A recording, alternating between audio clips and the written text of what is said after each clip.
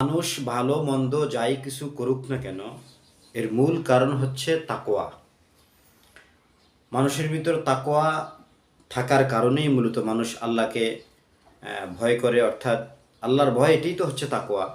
নামাজ পড়া, রোজা রাখা, হজ করা, জাকাত দেওয়া, পিতামাতার সঙ্গে সদাচরণ করা, পরের হক আদায় করা, মানুষকে কষ্ট না দেওয়া, যাবতীয় ভালো কাজ এবং মন্দ কাজ মূলত মানুষ তাকওয়ার কারণেই করে। যার ভিতরে তাকওয়া আছে সে প্রত্যেক ব্যক্তি তার তাকওয়ার স্তর অনুযায়ী তার প্রতিটি কাজ তাকওয়ার স্তর অনুযায়ী হয়ে থাকে। তো এই তাকওয়া শুধুমাত্র ব্যক্তি জীবন কিংবা পারিবারিক জীবনেই নয়, বরং রাজনৈতিক জীবনও যার ভিতরে তাকওয়া যত বেশি, তাকওয়ার স্তর অনুযায়ী রাজনৈতিক ময়দানও প্রতিটি ব্যক্তি কাজ করে থাকে। রাজনৈতিক অঙ্গনটাও প্রত্যেক ব্যক্তি তাকওয়া অনুযায়ী করে থাকে। অনেক নির্বোধ আছে, তারা বলে যে রাজনীতি করবেন এখানে আকীদা টেনে আনতে হবে কেন? অনেকে বলে থাকে যে রাজনৈতিকভাবে বিভিন্ন দলের সাথে ঐক্য করতে হলে আকীদা টেনে আনতে হবে কেন? আগে রাজনীতি এটা তো হচ্ছে ইবাদত, এটা তো আল্লাহ সন্তুষ্টির জন্য, খেলাফত প্রতিষ্ঠার জন্য করতে হবে।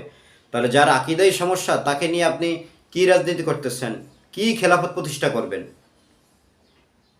তো যাই হোক, কিছু মানুষ আছে যারা আওয়ামী লীগ স্বৈরাচারী সরকারের আমলেও দালালি করেছে, যারা বলেছিল বিভিন্ন বক্তব্যের মধ্যে যে আওয়ামী লীগের লক্ষ লক্ষ মানুষ কওমি মাদ্রাসা অনুদান দেয়, তাদের অনুদানে কওমি মাদ্রাসা চলে, আওয়ামী লীগ ইসলাম বিদ্বেষী নয়।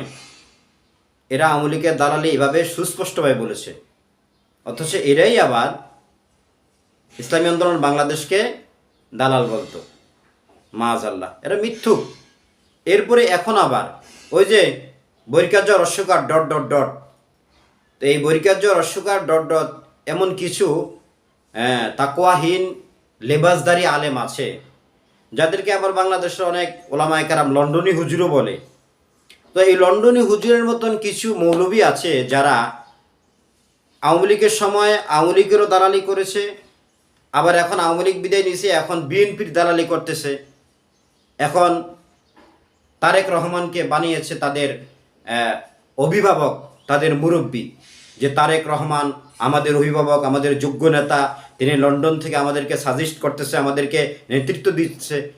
মানে একবারে এমন প্রশংসায় পঞ্চমুখ যে মনে হয় যেন তারেক রহমান হচ্ছে এই বাংলাদেশের সব থেকে বড় বুজুর্গ, সব থেকে বড় বিজ্ঞ আলেম এবং বিজ্ঞ বুজুর্গ।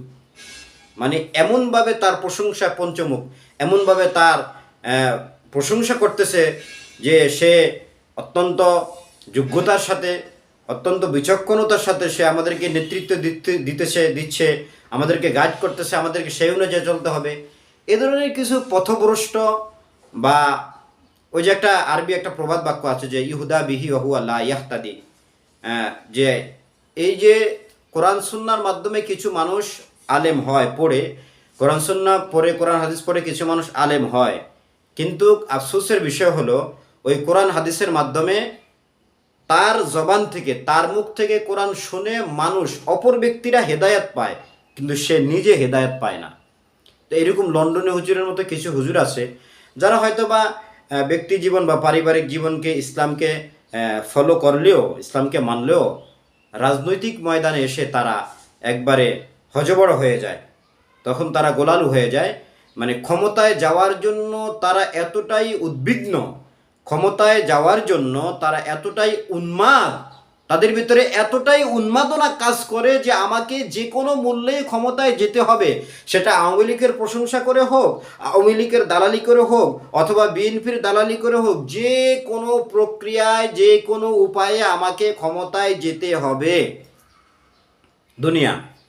দুনিয়ার মোহ, ক্ষমতার মোহ এই কিছু কিছু আলেমকে একবারে দুনিয়া এবং আখেরাতে উভয় জগতেই জিল্লতি করে দেয়। এই সমস্ত আলেমগুলো এরা বিএনপি জামাতের চক্রান্তের শিকার হয়ে উস্কানিতে 5 মে যখন হেফাজতের যে গণহত্যা হয়েছিল, স্বৈরাচারী সরকার, খুনি সরকার যে হেফাজতকে গণহারে হত্যা করেছিল, তখন এই ধরনের কিছু এই ক্ষমতা লোভী লন্ডনী হুজুরদের কারণেই এই হেফাজতের মধ্যে এই যে শিশু, কিশোর, বিশেষ করে কিশোর, মাদ্রাসার ছাত্ররা এবং বয়স্ক মানুষের তারা নিহত হয়েছে। এই সবগুলো হত্যার দায়ী এই লন্ডনী হুজুরের মতন আরও যতগুলো ক্ষমতা লোভী আছে এই হুজুরগুলাকে দিতে হবে দায়ী। কারণ এরা প্রত্যেকেই এই খুনের পিছনে, এই হত্যার জন্য এরা দায়ী। এরা নিজেরা ছাত্রদেরকে, মাদ্রাসার ছাত্রদেরকে রাজপথে এনে নিজেরা লন্ডনের দিকে পালিয়েছে।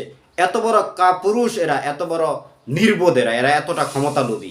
আল্লাহ তাআলা এই সমস্ত এই তাকওয়াহীন ক্ষমতা লোভী এই লন্ডনী হুজুর যারা আছে, এদের মতো আরও যতগুলো আছে সবগুলাকে আল্লাহ তাআলা হেদায়েত দান করুক। এদের থেকে বাংলাদেশের আলেম ওলামা, আলেম সমাজ এবং তাওহিদি জনতাকে আল্লাহ তাআলা এদের এই চক্রান্ত থেকে হেফাজত করুক।